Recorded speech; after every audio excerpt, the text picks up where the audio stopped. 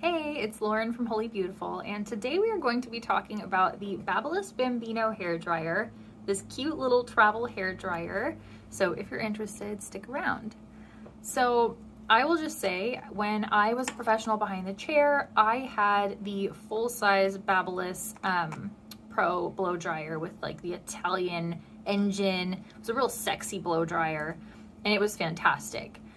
Very easy to use, very straightforward, and very, very powerful. I think even my hairdresser right now, I think that's what her blow dryer was, if I remember correctly.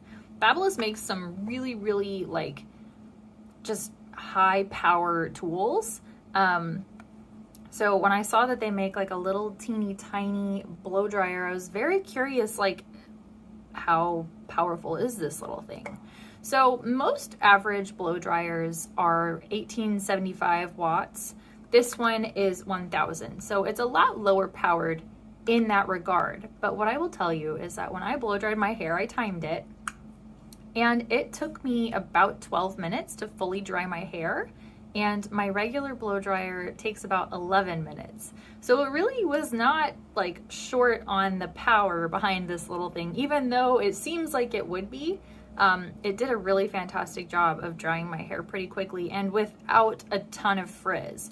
Granted, like, I know how to round brush my hair and paddle it out to smooth out any frizz, but this does have a little concentrator nozzle on it, so you can really, you know, direct that airflow so it's not just blowing all over the place.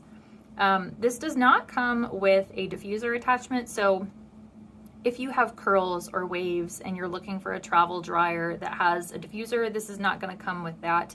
And honestly, there aren't really any attachments that are going to fit this because it is so small.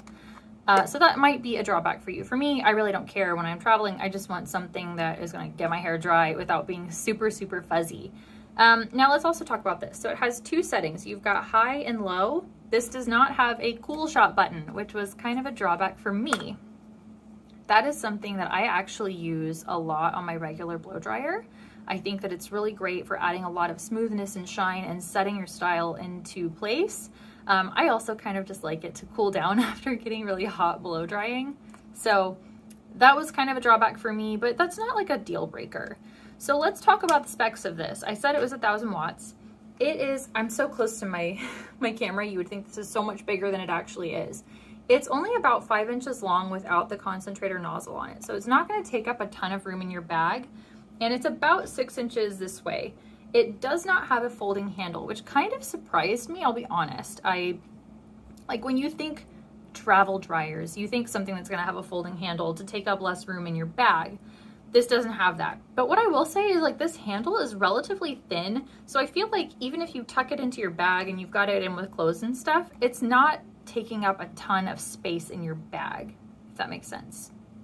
So I don't mind that it doesn't have a folding handle. I was just kind of surprised that it didn't. The cord is about 6 feet long, so it's not like a professional 9 foot cord. So you do have to be relatively close to an outlet while you are styling your hair. But yeah, I think it's incredibly high powered for how tiny it is, and there really aren't a ton of drawbacks. This was $34.99 at Ulta. And I've been really impressed with it so far. It does get pretty hot. I think that if you're someone that you have shorter hair, you don't want a real heavy dryer, you don't want to throw your shoulders out, or, if you have any type of injuries or anything like that, I think this would be a great option. It is a travel dryer, and so I don't know that, like, if you've got really long, thick, coarse hair and you're trying to blow dry it every day with this, I don't know how well that would do.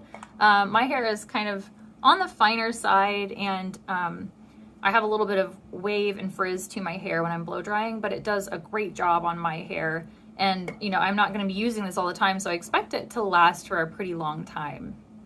We'll see. But I think that this is a great pick if you need a travel dryer, if you have issues with heaviness of dryers, if you have shorter hair. And I was kind of thinking about it, and I was like, this would be like such a nice little surprise, like in guest room bathrooms for people. Like if you have people that come stay with you, I think this type of dryer tucked away would be so, so nice.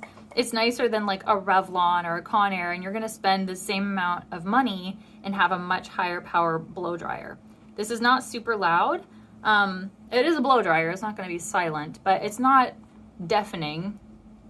And I feel like it's a lot of bang for your buck. I'm going to attach a little quick speed through of me styling my hair. I've sped it up a whole bunch, but that way you can actually see it in action. So first I have my hair in an aqueous towel to get a lot of the excess moisture, and then I prep it with the Isles Formula finishing serum and a little bit of Dry Bar Prep Rally. And then I rough dry most of the excess moisture out before I start my actual styling. And I focus on my problem areas around my bangs and the sides of my ears where I get a lot of frizz, so that way they don't dry frizzy. Then I section up the top half and I focus on getting most of the bottom dry first, kind of round brushing under slightly. Then I release that top section and start to smooth everything out, again focusing around the front and then moving to the crown and really lifting upwards and over directing to get some extra volume. Then I just continue to smooth everything out a little bit more, focusing the air downwards. It's very, very easy. I hope that this was helpful. If you enjoyed this, please make sure to like and subscribe, and I will see you next time. Thanks for watching. Bye.